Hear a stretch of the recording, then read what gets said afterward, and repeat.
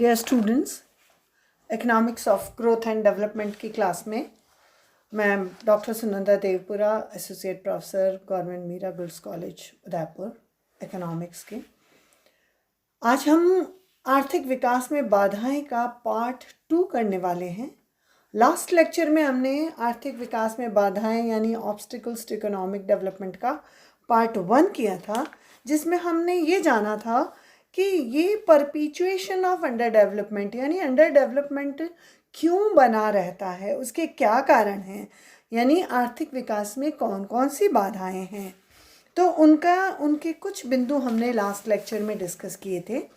जैसे आर्थिक बाधाएं के अंदर दरिद्रता का दुष्चक्र, that is vicious circle of poverty, कि क्यों ये पॉवर्टी बनी हुई है, this is called perpetuation of poverty.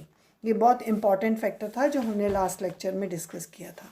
दूसरा था पूंजी निर्माण के निम्न दर, इसकी वजह से भी आर्थिक विकास में बाधा उत्पन्न होती है। और नेक्स्ट था प्राकृतिक साधन और बाजारों का सीमित होना। ये वो फैक्टर्स हैं, ये वो कारण हैं जो कि आर्थिक विकास में बाधा उत्पन्न करते हैं।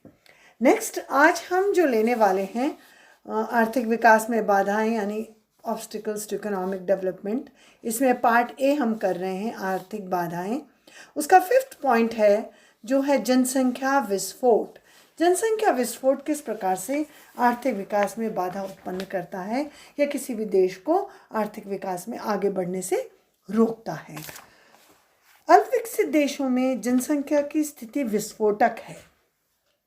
इन देशों में जनसंख्या के कारण उत्पादन का स्तर उतना नहीं बढ़ पाता जितनी तीव्रता से उपभोग में वृद्धि होती है। भूमि पर बढ़ते हुए दबाव के कारण ऐसी अर्थव्यवस्थाओं में खाद्यान्नों की कमी रहती है और इसी कमी के कारण अन्य वस्तुओं की कीमतें भी बढ़ती जाती हैं, जो पूंजी निर्माण की प्रक्रिया को धीमा रखती हैं। नेक्स्ट पॉइंट आता है साधनों की उत्पादकता में कमी यानी low productivity of factors of production. अल्पविकसित देशों में विभिन्न क्षेत्रों में उत्पादकता कम रहती है। इसका मुख्य कारण साधनों की गतिशीलता यानी साधनों की गतिशीलता में कमी, कार्यकुशलता का कम होना, सीमित विशिष्टीकरण और उद्यम का अभाव है। इसके विपरीत सरकारें कार्यक्षमता बढ़ाने के लिए इंजीनियरों, तकनीकी निरीक्षकों को काम पर लगाती है। साथ ही साथ निजी प्रबंधकों को विभिन्न प्रकार के प्रोत्साहन दिए जाते हैं। तब भी उत्पादन की मात्रा और गुणवत्ता प्रायः असंतोषजनक रहती है। बाल श्रमिक का अधिक प्रचलन, श्रमिकों को पर्याप्त रूप से प्रशिक्षण, अनुभव का अभाव और कम मजदूरी के कारण भी उत्पादकता कम रहती है। ऐसी अर्थव्यवस्थाओं में काम धर्म, जाति और भौगोलिक आधार पर दिया जाता है। शिक्षा के प्रति सामाजिक मनोभाव भी आर्थिक प्रगति का विरोधी है। ऐसे देशों में तकनीकी तथा व्यावसायिक शिक्षा की तुलना में विश्वविद्यालय शिक्षा को अधिक अधिमान दिया जाता है, जो केवल सरकारी तथा अन्य धंधों के लिए प्रशिक्षण करती है। शारीरिक श्रम के प्रति घृणा का भाव बना रहता है और उसे तुच्छ समझा जाता है।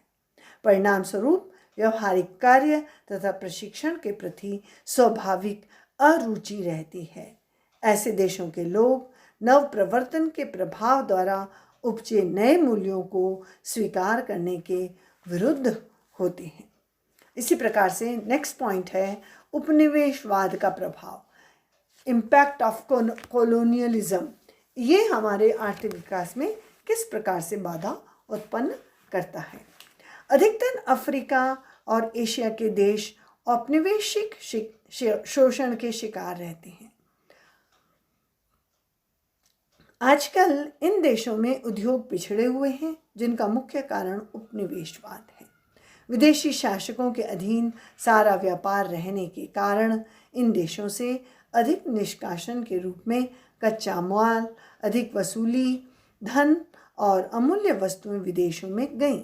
उपनिवेशवाद के कारण आज विश्व के अल्प विकसित देशों को विकसित देशों की आर्थिक सहायता पर निर्भर रहना पड़ता है।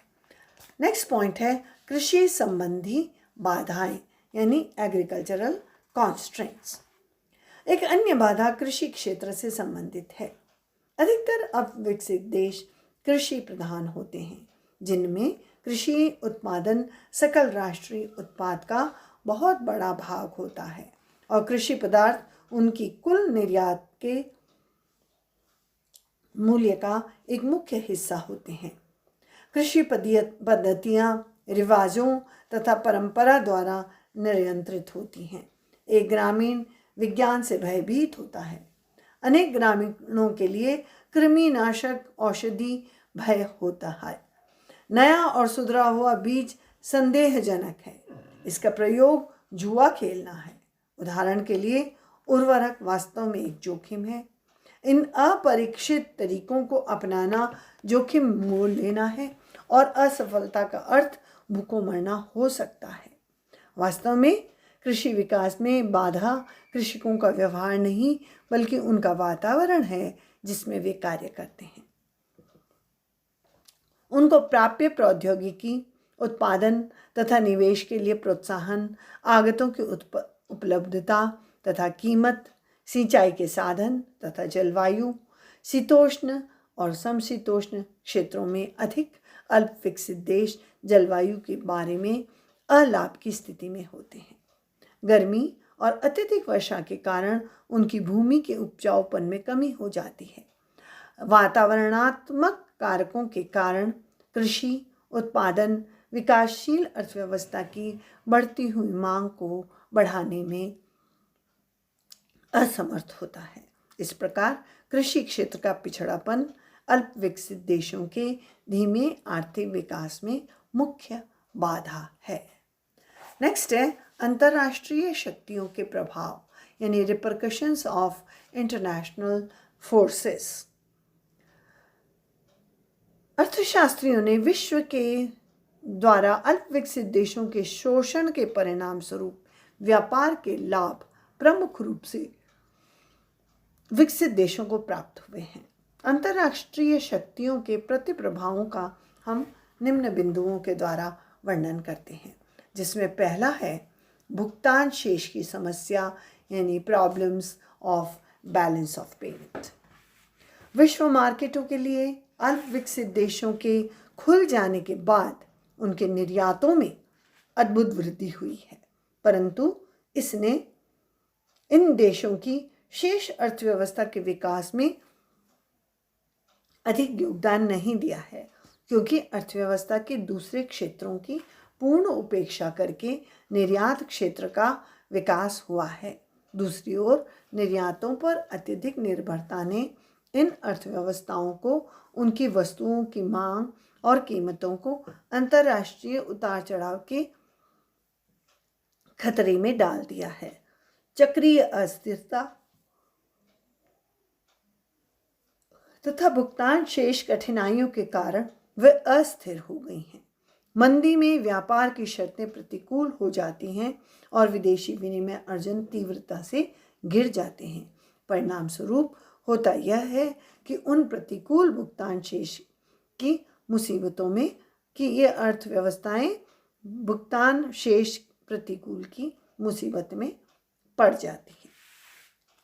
नेक्स्ट पॉइंट है विदेशी निवेश का प्रभाव। विदेशी निवेश का प्रभाव यानी इफेक्ट ऑफ फॉरेन इन्वेस्टमेंट। विदेशी निवेश प्रमुख रूप से निर्यात योग्य वस्तुओं की वृद्धि की ओर अभिमुख रहा है, परंतु इससे अर्थव्यवस्था पर प्रतिकूल प्रभाव पड़ा है। प्राथमिक क्षेत्र में उत्पादकता के स्तर, आय तथा जीवन स्तर नहीं बढ़े। निर्यात वस्तुओं के क्षेत्र में भी अदक्ष श्रम की वास्तविक मजदूरी का स्तर नीचा रहा है। प्रबंधात्मकता की मजदूरी तथा लाभों के कारण विदेशी लोग मुद्रा की बड़ी राशियां खींचते रहे हैं। इसी एनालिसिस को हम आगे बढ़ाते हैं। नेक्स्ट आता है गैर आर्थिक बाधाएं यानी non economic non-economic obstacles. Non economic obstacles में पहला है सामाजिक एवं सांस्कृतिक बाधाएं यानी सोशियो कल्चरल ऑब्स्टिकल्स। अल्पविकसित देशों में सामाजिक संस्थाएं ऐसे व्यवहारों का प्रदर्शन करती है जो आर्थिक विकास के प्रेरक नहीं होते हैं। यह जाति तथा वर्ग संबंधी दरारों, अन्य देशीय तथा धार्मिक भेदों, सांस्कृतिक परंपरा तथा सामाजिक आदर्शों में भेद, बंधुत्व निष्ठा और क्षेत्रीय ज्ञान के द्वारा समाज को विभाजित होने की प्रवृत्ति है। इन बाधाओं का वर्णन हम आगे करते हैं। इसमें पहला है परिवार या फैमिली। परिवार प्राथमिक आर्थिक तथा सामाजिक इकाई है। परिवार की प्रवृत्तियां जनसंख्या के दबाव तथा भूमि के लगाव के लिए उत्तरदायी हैं। वे आर्थिक निर्णय करने में व्यक्तिगत स्वतंत्रता के क्षेत्र को भी सीमित कर देती हैं और आर्थिक निर्णय बचत तथा निवेश के उद्देश्यों को प्रभावित करते हैं। मुद्रा एकत्र की जाती है अथवा स्वर्ण, आभूषण या भूमि में लगाई जाती है या फिर सामाजिक रीति रिवाजों पर खर्च कर दी जाती है, जो कि आर्थिक विकास में बाधा उत्पन्न करते हैं। दूसरा है सामाजिक वर्गीकरण यानी सोशल क्लासिफिकेशन। अल्पविकसित देशों में लोग जाति, कबीले या संप्रदाय द्वारा निर्धारित सामाजिक स्तर अथवा रक्त संबंधों से प्रभावित होते हैं। एक श्रमिक के रूप में किसी व्यक्ति की योग्यता तथा क्षमता का मूल्यांकन उसकी जाति, धर्म एवं भौगोलिक आधार पर किया जाता है। एक श्रमिक के रूप में किसी व्यक्ति की योग्यताओं और क्षमताओं को उसकी जाति, धार्मिक विश्वासों, सामाजिक तथा भौगोलिक स्थिति अथवा अन्य विशेषताओं से छुड़ाना कठिन प्रतीत होता है, जिनका उत्पादन में उनके संभावित योगदान से कोई संबंध नहीं होता। परिणाम स्वरूप कुशलता को क्षति पहुंचती है क्योंकि विशिष्ट योग्यताओं का प्रयोग नहीं हो पाता और कामकाज तथा श्रमिक उतने बराबर नहीं हो पाते जितने हो सकते हैं। नेक्स्ट पॉइंट है गैर आर्थिक बाधाओं में धार्मिक बाधाएं यानी रिलीजियस ऑब्स्टिकल्स। अल्पविकसित देशों में धार्मिक प्रवृत्तियां विकास के मार्ग में बाधाएं डालती हैं। धर्म, बचत तथा परिश्रम के गुणों को कम प्रोत्साहित करते हैं। इन देशों में लोग अवकाश, संतुष्ट और अवसरों एवं धार्मिक समारोहों में भाग लेने को अधिक महत्व देते हैं। इस प्रकार वह मुद्रा जो लाभदायक ढंग से निवेश हो सकती है व्यर्थ के कामों में अपव्यय हो जाती है। लोगों का मानना कि मनुष्य भाग की प्रबल शक्तियों के सामने विवश है, विकास के मार्ग में बाधा सिद्ध होती है। नेक्स्ट पॉइंट है मानव संसाधन संबंधी बाधाएं यानी ह्यूमन रिसोर्स ऑब्स्टिकल्स। अविकसित मानव संसाधन अल्प विकसित देशों के विकास में एक महत्वपूर्ण बाधा है। ऐसे देशों में अर्थव्यवस्था के सर्वांगीण विकास के लिए आवश्यक कुशलताएं और ज्ञान वाले व्यक्तियों का अभाव होता है। इनमें पर्याप्त मात्रा में अतिरिक्त श्रम का पाया जाना आवश्यक कुशलताओं के अभाव के कारण होता है। अविकसित मानव संसाधन श्रम की नीची उत्पादकता, साधन गतिशीलता, व्यवसाय में सीमित विशिष्टीकरण तथा रिवाजी मूल्यों और परंपरागत सामाजिक संस्थाओं के में झलकते हैं जो आर्थिक विकास के प्रोत्साहनों को कम करते हैं। और जो राजनीतिक वातावरण है दैट इज पॉलिटिकल एनवायरनमेंट, ये भी आर्थिक विकास में बाधा उत्पन्न करता है। अल्पविकसित देशों में राजनीतिक तत्व भी सबसे बड़ी बाधा है। इन देशों में राजनीतिक भ्रष्टाचार और राजनीतिक अस्थिरता का राजनीतिक दलों द्वारा हड़ताल, जुलूसों और गलत अफवाहों द्वारा पैदा की जाती है।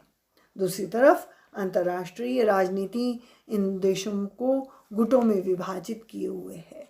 आर्थिक सहायता के लिए भी विकसित देशों के ऊपर इन्हें अल्प विकसित देशों को निर्भर रहना पड़ता है। और लास्ट है प्रशासनिक बाधाएं यानी एडमिनिस्ट्रेटिव ऑब्स्टिकल्स। अल्प विकसित देशों का प्रशासनिक ढांचा भी विकास में एक बड़ी बाधा धारण किए हुए है।